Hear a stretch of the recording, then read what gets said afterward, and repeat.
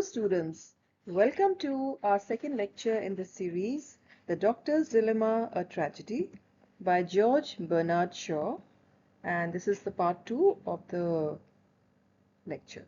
So let's get started. Let's look at the introduction. What we would be doing in this lecture, we will have a look at the context, historical, political, social, and we will have a brief look at George Bernard Shaw's as the author's background. तो हम थोड़ा बहुत देखेंगे कि इसका background क्या है, भाई इस वक्त हिस्ट्री में क्या हो रहा था, पॉलिटिक्स में क्या हो रहा था, सोसाइटी में क्या हो रहा था। और फिर हम देखेंगे कि जॉर्ज बर्नार्ड शॉ जो हमारे लेखक हैं, जो इस ड्रामा के लेखक हैं, इनका थोड़ा सा हम इनके बारे में पढ़ेंगे। कॉन्टेक्स्ट में तीन है, हिस्टोरिकल, पॉलिटिकल, सोशल। हिस्टोरिकल इतिहास, पॉलिटिकल राजनीति, सोशल सामाजिक। हिस्टोरिकल कॉन्टेक्स्ट में ये पिक्चर जो आप पीछे देख रहे हैं बैकग्राउंड में, ये डॉक्टर्स डिलेमा जो ड्रामा परफॉर्म हुआ था स्टेज में, ये उसका जो एडवर्टाइजमेंट होता है वहां से मैंने लिया है। और इसमें आप देख सकते हैं कैरेक्टर्स, जो मेन कैरेक्टर्स हैं, ये लेडी है बीच में और ये बाकी उसको जो आसपास इसके हैं ये सारे डॉक्टर्स हैं। तो इतिहास में क्या हो रहा था, सबसे पहली बात है कि ये वो वक्त था जब मॉडर्निज्म, जिसे हम कहते हैं मॉडर्निज्म था। मॉडर्निज्म क्या होता है? मॉडर्निज्म है एक तरह का कॉन्सेप्ट है, एक थॉट है, एक आइडिया है कि भाई वक्त कैसे आगे निकला और उसमें उसको हम मॉडर्न कह रहे हैं। जैसे modern age it is the term is something new. And इसका जो टाइम पीरियड था वो था 1900 टू 1930 अप्रॉक्सीमेट है ये। जैसे कोई भी टाइम पीरियड होता है तो कोई एग्जैक्ट नहीं होता है कि भाई इस दिन से ये चीज़, नई चीज़ शुरुआत हुई थी। कोई भी बदलाव आता है वो धीरे धीरे आता है और कई बार चीज़ें ओवरलैप करती हैं, एक दूसरे के ऊपर होती हैं। जैसे कि अगर हम कहें कि सेल्फी का ज़माना कब आया, तो हम एग्जैक्टली कह नहीं सकते कब आया, लेकिन हम इतना कह सकते हैं कि कुछ कुछ 21st सेंचुरी में स्मार्टफोन्स जब बहुत ज़्यादा हो गए थे और सबके पास थे, तो धीरे धीरे सोशल मीडिया और ऐसे वक्त में सेल्फीज बहुत ज़्यादा पॉपुलर हो गई थी। उसी तरह से मॉडर्निज्म का अप्रॉक्सीमेट टाइम पीरियड है 1900 टू 1930। इसमें क्या क्या हो रहा था वो हम थोड़ा देख लेते हैं। इसमें ओल्ड टू न्यू। तो ये ओल्ड टू न्यू का क्या मतलब है? इसका मतलब ये है कि भाई पुराना जो चीज था, पुरानी जो तरीका था जीवन जीने का, या कोई भी चीज जो पुराने तौर तरीके थे, वो सब अब जा रहे थे, खत्म हो रहे थे और नया सवेरा हो रहा था। New, everything was new. Transition phase था ये।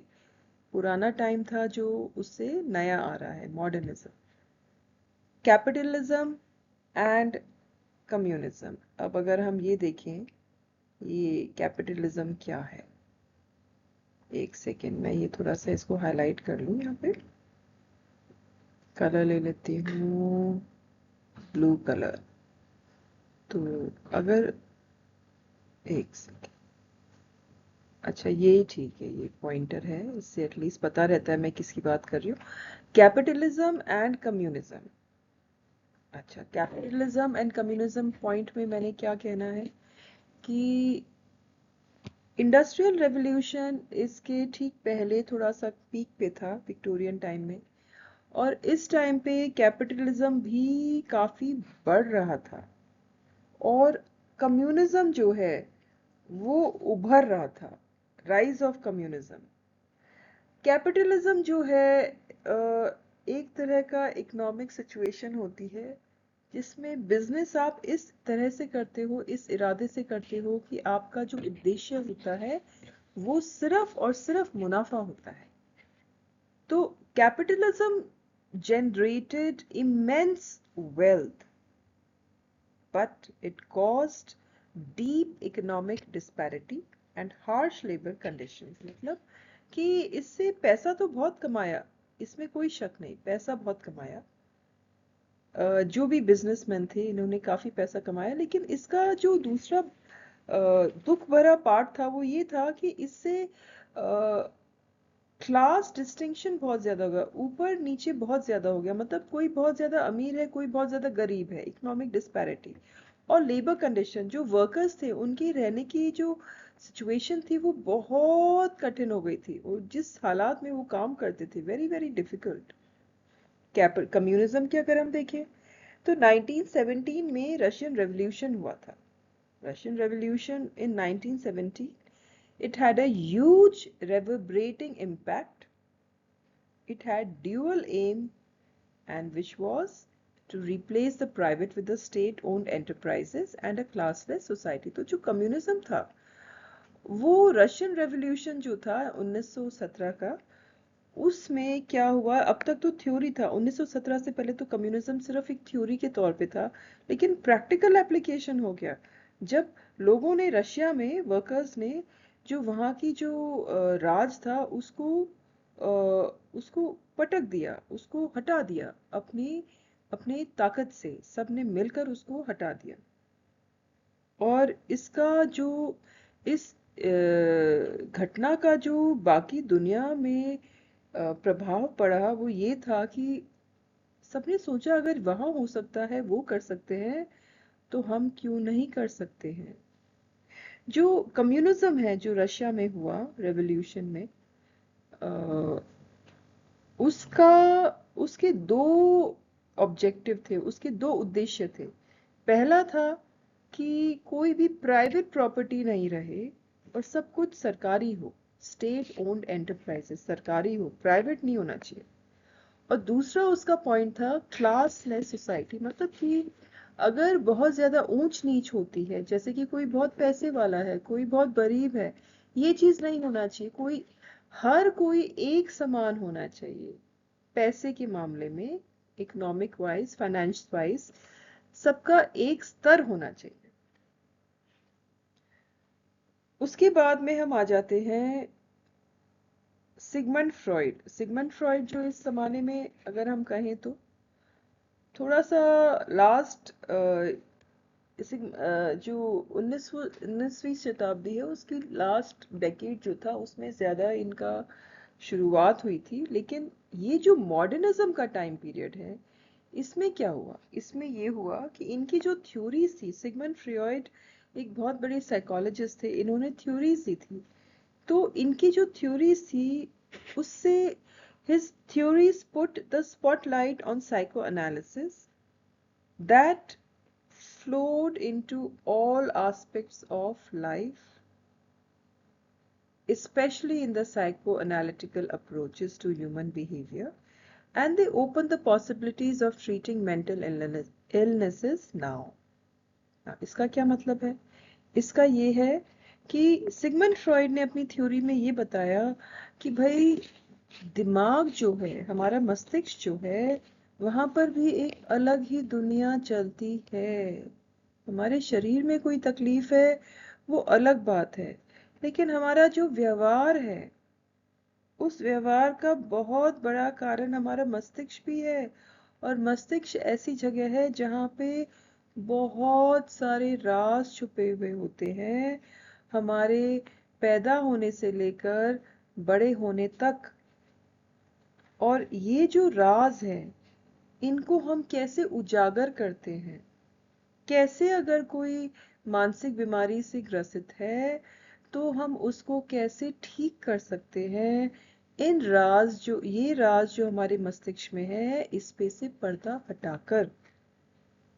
और उनकी थ्योरीज जो है उसका प्रभाव ये पड़ा कि भाई हर जगह जब लोगों ने पढ़ा कि ऐसा भी होता है, इससे पहले तो किसी ने सोचा नहीं, पर अब अब सबको लगा ऐसा भी होता है।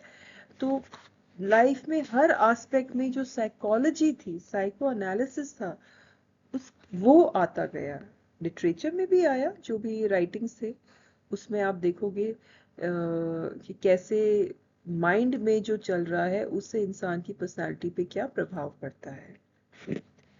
अच्छा, अगला पॉइंट है वुमेन्स मूवमेंट मतलब औरतें, महिलाएं अपनी आज़ादी के लिए जो एक आंदोलन चला रही थी, वुमेन्स मूवमेंट चल रहा था ये मॉडर्निज्म टाइम में.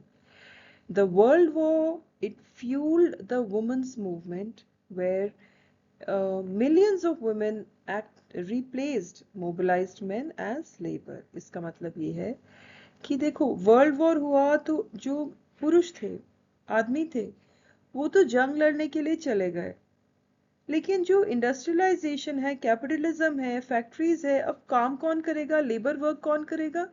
तो ये जो जगह ब्लैंक हो गई थी, खाली हो गई थी, इसको किसने भरी? महिलाओं ने. महिलाएं अपने घरों से निकली और उन्होंने फैक्ट्रियों में काम किया और भी ऑर्गेनाइजेशन में हर पोस्ट पे उन्होंने काम किया.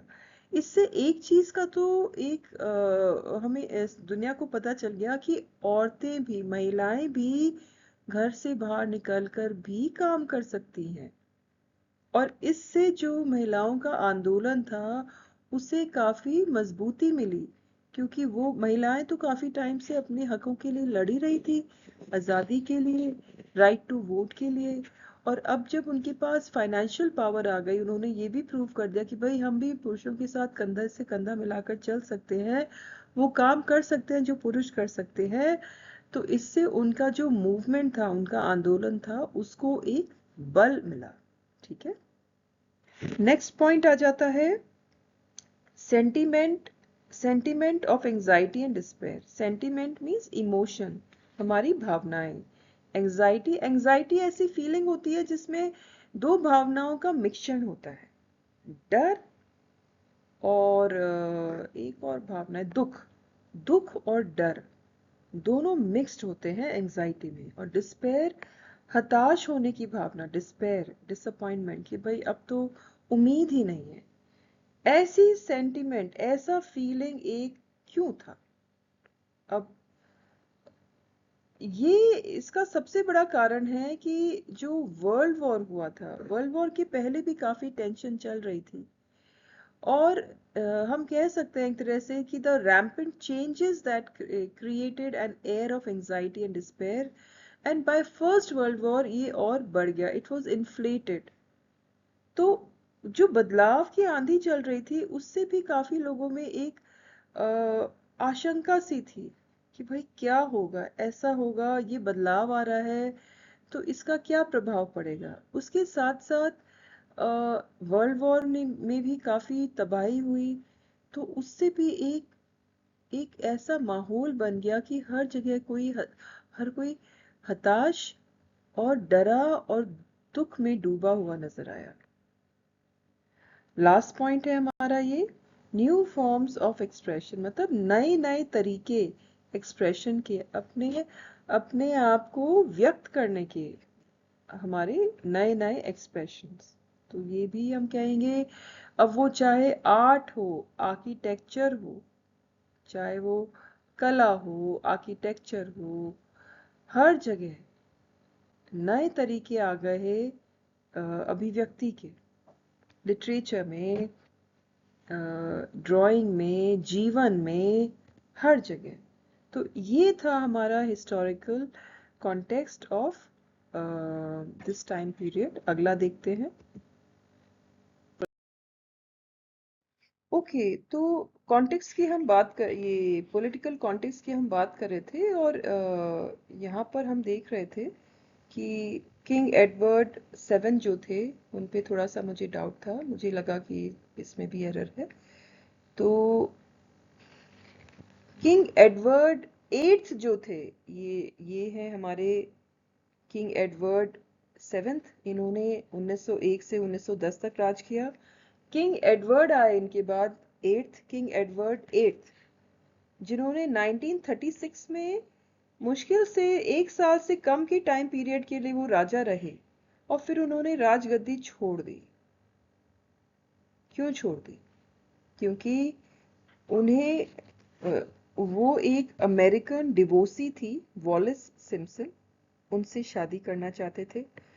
तो एक कानून है उनका कि इस तरह की चीजें अगर आपको करनी है तो आप राजा के पद पे नहीं रह सकते. तो उन्होंने अपने उन्होंने जो उन्हें उनकी जीवन संगनी थी, जिनसे उन्होंने शादी की, वॉलेस सिम्पसन, वो एक डिवोर्सी थी, उनको चुना बजाय राजगद्दी के। उन्होंने प्यार को चुना, तो उन्होंने उनको राजगद्दी छोड़नी पड़ी, इसलिए वो 1 साल से भी कम टाइम के लिए राजा थे। इसलिए मैंने उनका नाम यहाँ लिखा नहीं है, लेकिन वो किंग एडवर्ड 7 के बाद आए थे। और फिर तुरंत किंग जॉर्ज जो थे वो आ गए थे। तो किंग जॉर्ज ने फिर गद्दी संभाली।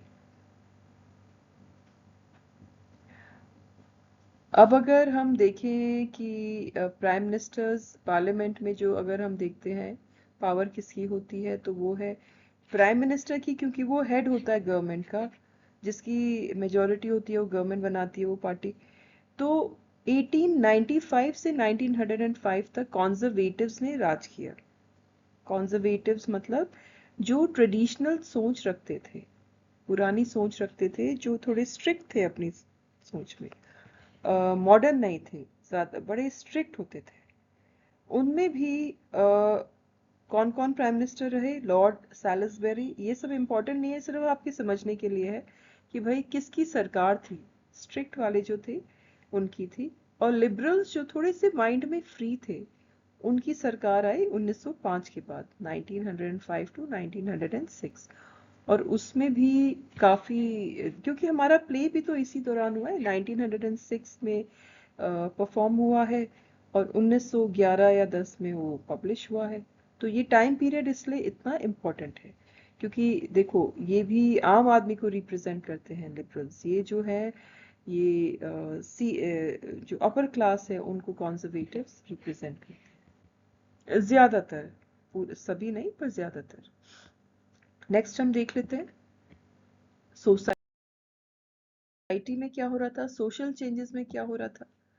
तो पहला पॉइंट है अर्बनाइजेशन। अर्बनाइजेशन मतलब शहरीकरण। There was a rise of new modern industrial societies, and because there was a huge exodus from rural to urban areas. तो शहरीकरण हो रहा था क्योंकि इंडस्ट्रियलाइजेशन था, कैपिटलिज्म था। ऐसी सोसाइटीज उभर रही थी जिसमें वर्किंग क्लास थी, जो फैक्ट्रीज में काम कर रहे हैं, ऑफिसेज में काम कर रहे हैं। तो इनकी अलग तरह की सोसाइटी थी, ये ब्रिटेन में चेंज था। और इसीलिए एक्सोडस मीन्स बहुत लार्ज स्केल पे, काफी मात्रा में लोग गांव से शहरों की तरफ जा रहे थे। तो there was a huge exodus from rural to urban areas. Rural means गांव, अर्बन मीन्स शहर। अगला पॉइंट है हायरार्कल प्रिंसिपल, मतलब सोसाइटी जो थी, सोसाइटी जो थी, सोशल पार्ट क्या था कि एक पोजीशन बनी हुई थी जेंडर और क्लास को लेकर। भाई जो लोअर क्लास है वो लोअर क्लास है, मिडिल क्लास है, और अपर क्लास है। और जेंडर में आ जाता है पुरुष और महिला। आपकी क्या सिचुएशन है एज अ महिला, आप के क्या क्या है, कुछ हक है ही नहीं। अभी तो वुमेन मूवमेंट ही चल रहा था, हमने देखा था पिछली स्लाइड में। उसके अलावा वर्ल्ड वॉर्स जो हुए, racist genocide in the name of ethnic cleansing. अब इसका क्या मतलब है? इसका मतलब ये है कि नस्ल के आधार पर, रेसिस्ट मतलब नस्ल, आप वाइट हैं, आप ब्लैक हैं, आप ओरिएंटल हैं, चाइनीज हैं, आप भारतीय हैं, साउथ एशियन हैं, ये आपकी रेस है। नस्ल, आप किस नस्ल के हैं। तो नस्ल के बेस पे जेनोसाइड, जेनोसाइड मीन्स बहुत ज्यादा मात्रा में पूरी की पूरी जो कौम है उसको मार डालना, जेनोसाइड कहलाएगा। क्योंकि आपको आप सफाई करना चाहते हैं, आप सफाई करना चाहते हैं। और इसी टाइप की चीजें सोसाइटी में हो रही थी। इससे अब ये पॉइंट यहाँ पे क्यों इम्पोर्टेंट है, क्योंकि एक ऐसी सोच आ जाती है कि भाई जब आप कंपनियों में काम कर रहे हो, गांव से शहर में आ रहे हो, अलग अलग तरह के लोग मिक्सअप हो रहे हैं, तो ये ख्याल आ जाता है कि भाई ये हमारे टाइप का है, हमारे इलाके का है, हमारी भाषा का है, या कोई और है। और यहाँ से वो डर शुरू होता है सोसाइटी का, भाई पुरुष महिला, नॉर्मल क्लास, तो ये सब चल रहा था सोसाइटी में। अच्छा, एक और इम्पोर्टेंट बात जो चल रही थी वो थी ये जर्मन फिलोसफर थे नीत्शे, इनकी किताब आई थी दस स्पोक ज़ारूस्ट्रा। 1883 से 95 तक इन्होंने किताब लिखी थी, 4 वॉल्यूम्स हैं। इसमें इनका एक कोट है, ये इसका प्रोनाउंसिएशन बड़ा टिपिकल है, हो सकता है मेरा मुझे देखना पड़ेगा कैसे प्रोनाउंस करते हैं, मगर आप समझ जाएंगे इसको, अगर आप सर्च करेंगे और पढ़ सकते हैं इसके बारे में। इनका एक कोट है, इन्होंने अपनी किताब में लिखा, और वो कोट क्या है ये थोड़ा ज़रूरी है समझने के लिए, ये वक्त कैसा था। A way with such a god, better to have no god, better to set up destiny on one's own account, better to be a fool, better to be God oneself। कहने का मतलब, ऐसे भगवान से तो तौबा, बेहतर है कोई भगवान ना हो। इससे ये तो बेहतर है कि हम अपनी किस्मत खुद बनाए, ये बेहतर है कि हम बेवकूफ बने, और ये भी सबसे बढ़िया है कि हम खुद के भगवान बन जाएं। एक तरह का ये सेंटिमेंट है कि भगवान की जो इम्पोर्टेंस है वो कम हो गई है, ये वक्त है मॉडर्निज्म का। Man's relation with God changed from faith to non-faith to agnosticism, and this gave rise to a utopian vision of human life and society, and a belief in human progress and a moving forward without waiting for divine grace। इसका मतलब ये है कि इंसान ने आगे बढ़ना शुरू किया, मानव ने, कि भाई हर वक्त हम वेट नहीं करेंगे कि भगवान कोई चमत्कार करेंगे, करिश्मा करेंगे। हमने अपने जीवन की बागडोर खुद अपने हाथ में उठाई और हम आगे निकल चले। हमने सोचा हम एक बेहतर सोसाइटी बनाएंगे जिसमें सब बहुत बढ़िया होगा।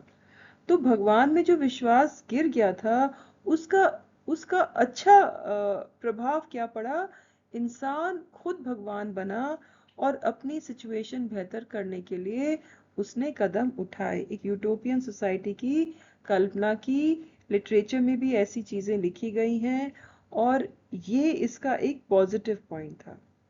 और मैन जो था, आदमी जो था, वो एक नया सुपरमैन बन गया। नया सुपरमैन मतलब मैन तो था ही नहीं, सुपरमैन बन गया। जीबी शॉ जो हैं, जिनका ये ड्रामा है, उन्होंने भी एक नॉवल लिखा, हम अगली स्लाइड में देखेंगे जो जब हम उनकी बैकग्राउंड को बात करेंगे। और काफी पॉपुलर रहा इनका ये ड्रामा, मैन एंड सुपरमैन। वो शायद इसी से इंस्पायर्ड था कि भाई आप में भी मानव में भी काफी संभावनाएं हैं, तो उसको आप ध्यान दो। तो ये था सोशल कॉन्टेक्स्ट इस जमाने का। आगे देखते हैं।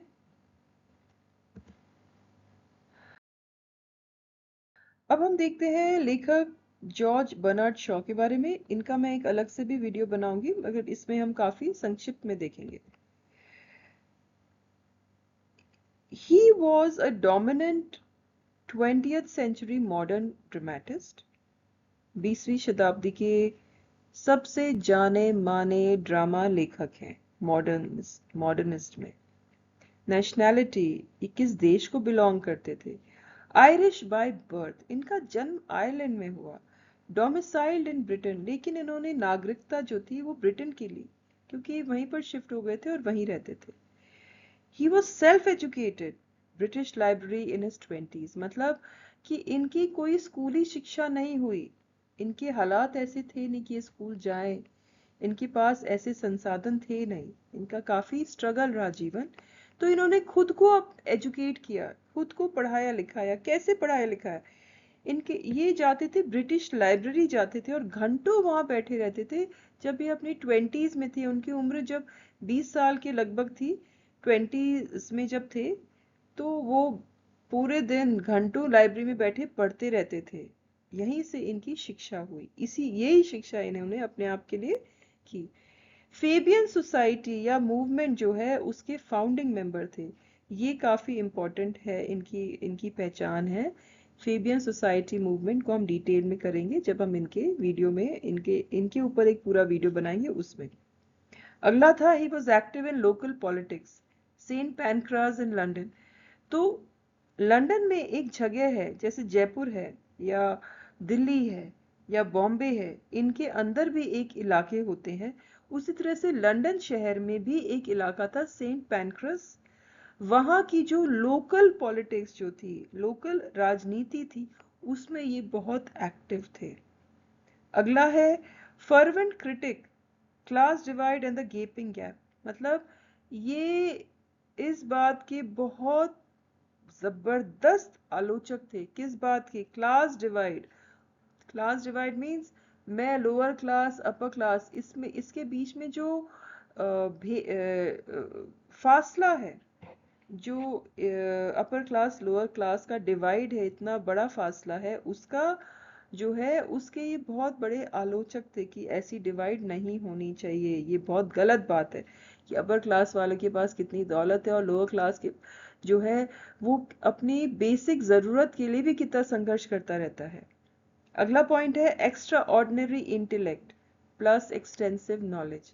एक्स्ट्रा ऑर्डिनरी इंटेलेक्ट, ये बहुत इनकी समझदारी या ज्ञान आप कह लो, ज्ञान, और उस ज्ञान को यूज करने के लिए जो आपको चाहिए दिमाग, वो इनके पास जबरदस्त, इनका जो कॉम्बिनेशन है उसका था। देखो, ज्ञान होना एक बात होती है, लेकिन उस ज्ञान को आप कैसे यूज करते हो वो विजडम कहलाता है। तो ज्ञान तो था इनके पास, जब इतनी घंटों ब्रिटिश लाइब्रेरी में बैठे रहते थे, ज्ञान बहुत था, लेकिन उस ज्ञान को इस्तेमाल करना भी आता था। सिर्फ ज्ञान काफी नहीं होता, इनका बहुत इंटेलिजेंट माइंड था कि इस ज्ञान को जो मैंने पढ़ा है, इसको मैं कैसे अपनी रियल लाइफ में कैसे इस्तेमाल करूं। अगला पॉइंट है unintimidated and undeterred in pursuit of fairness and truth. इसका मतलब ये है अनइंटिमिडेटेड, मतलब आप इन्हें डरा धमका नहीं सकते हो। ये आसानी से कोई भी इन्हें डरा धमका नहीं सकता, ये डरते नहीं थे। अनडिटर्ड मतलब कि एकदम हताश नहीं हो जाते थे कि भाई अरे ये प्रॉब्लम आ गई तो अब क्या होगा। और ये दोनों खासियत इसलिए इम्पोर्टेंट है क्योंकि इनकी राइटिंग जो थी, जो भी इन्होंने अपने आंदोलन में भाग लिया, जो भी चीज इन्होंने की, उसमें ये सिर्फ एक सच की तलाश कर रहे थे और फेयरनेस। फेयरनेस मीन्स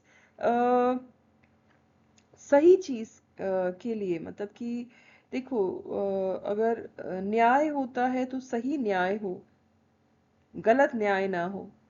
इस टाइप की जो चीजें थी जो अपने आसपास देख रहे थे, उसमें ये दोनों क्वालिटीज इंपॉर्टेंट है कि ना डर आप में, आप ऐसे हो कि कोई डरा धमका सके, और ना आप हताश होने वाले हो। तो ये थे हमारे जॉर्ज बर्नार्ड शॉ। आगे देखते हैं इनके बारे में। और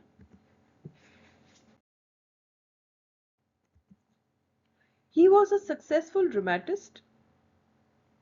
ये एक बहुत आप कह सकते हो at the time of this play, जो ये प्ले है the doctor's dilemma a tragedy, इस टाइम पे he was a very successful dramatist and he was enjoying international acclaim with works such as Man and Superman and Major Babra.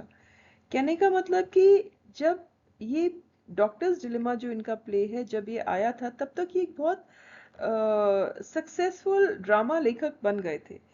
अब तक इनके दो major play आ गए थे, Man and Superman and Major Barbara, और ये बहुत बहुत हिट रहे थे। उसके अलावा इन्होंने थिएटर, अगर हम देखें तो he used theatre as a lively platform for discussing social and philosophical issues, and he wrote plays that were relevant to his age. तो थिएटर जो था इनके लिए एक बहुत सही मंच था जहां पर ये सामाजिक मुद्दों को ला सकते थे, उनके बारे में एक बहस छेड़ सकते थे कि लोग सोचने पे मजबूर हो जाएं। और इन्होंने अपने ड्रामा ऐसे ही लिखे जो कि इनके वक्त में बहुत अहमियत रखते थे, इनके वक्त की बात करते थे। अगला पॉइंट है विट। तो इनका जो विट है, एक कला है, ह्यूमर में आता है विट। विट वो मजाक होता है जो एक एजुकेटेड पर्सन समझ सकता है। क्योंकि शब्दों का खेल होता है और वो शब्दों के खेल में काफी चीजें छुपी हुई होती है। तो ये एक इंटेलिजेंट माइंड विट को एंजॉय कर सकता है। तो शॉ जो है, he is known for his wit and his plays can be best described as serious comedies. Can you imagine serious comedies? Comedies है और वो भी serious. That was George Bernard Shaw. Next, we can see that next point is his problem plays. Problem plays. अब ये इनके drama जो है, उनमें से काफी ड्रामा ऐसे हैं जो प्रॉब्लम प्ले की हेडिंग के नीचे आते हैं। प्रॉब्लम प्ले इसलिए क्योंकि ये किसी प्रॉब्लम जैसे समस्या होती है, तो प्रॉब्लम प्ले मतलब किसी समस्या को समाधान करने के लिए वो प्ले लिखा गया है, नाटक लिखा गया है, इसीलिए वो प्रॉब्लम प्लेस कहलाते थे।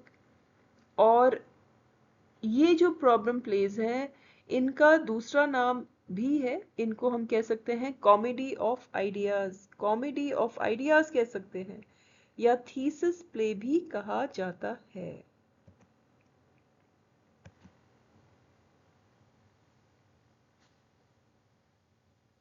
अगला हम देखते हैं इनके बारे में कि जॉर्ज बर्नार्ड शॉ जो थे, द प्रॉब्लम प्लेज जो इनके थे, they were meant to bring to life some contemporary controversy or some social ills, such as इनके ज़माने में जो थी women's rights थी, unemployment थी, penal reforms थी, लीगल रिफॉर्म्स, क्लास प्रिविलेजेस थे। जैसे आपको पता ही है, ही वॉज अ वेरी बड़े आलोचक थे जो डिवाइड था upper class lower class, class privilege थे। ये ऐसे ही इनके टॉपिक्स थे ड्रामास के, प्रॉब्लम प्लेस में जो इन्होंने दिखाया है। And they were written to stimulate thought and action. इन्होंने ऐसे ड्रामा इससे लिखे ताकि दिमाग सोचने पे मजबूर हो जाए और हम उसके लिए कोई कदम उठाए। ऑडियंस जो देखने आई है वो कुछ ना कुछ करे, ऐसे लिखते थे ये। एंड प्रॉब्लम प्लेस जो है, दे सेंट्रल आइडिया जो था उनका, जो they usually take up an issue, social या पॉलिटिकल या तो सामाजिक या राजनीतिक उनका इशू लेते थे। और उनका जो एंडिंग होती थी वो ओपन एंडिंग होती थी। मतलब लास्ट में क्या होता है, ऐसा होता था कि जो ऑडियंस जो देख रहा है वो रिफ्लेक्शन करने पे मजबूर हो जाए, रिफ्लेक्शन फॉर द ऑडियंस, सोचने पे मजबूर हो जाए कि अरे क्या हुआ होगा। हम हमारे डॉक्टर्स डिलेमा में भी देखेंगे कि भाई ओपन एंडिंग है। और ओपन एंडिंग जो है ये मॉडर्निज्म का भी एक फीचर है। जो न्यू फॉर्म्स थे एक्सप्रेशन के, उसमें जो राइटिंग्स थे उसमें ओपन एंडिंग होती थी, जिससे कि जो पढ़ रहा है या जो देख रहा है वो खुद अपने दिमाग में सोचता रहेगा या रहेगी कि भाई क्या हुआ होगा। तो it used to these they ended on an open note and it left the audience to find their own solutions. So they were the problem plays.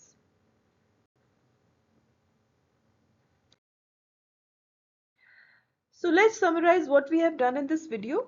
One, we have looked at the context, the historical, political and social context. Next, we have uh, discussed a little bit, very little bit about George Bernard Shaw, the author, and his background.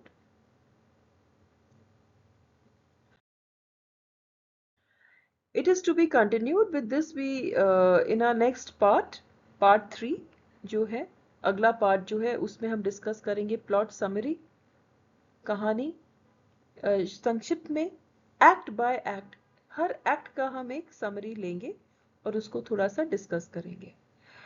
With this we come to the end of our discussion of this part 2 video, The Doctor's Dilemma by George Bernard Shaw.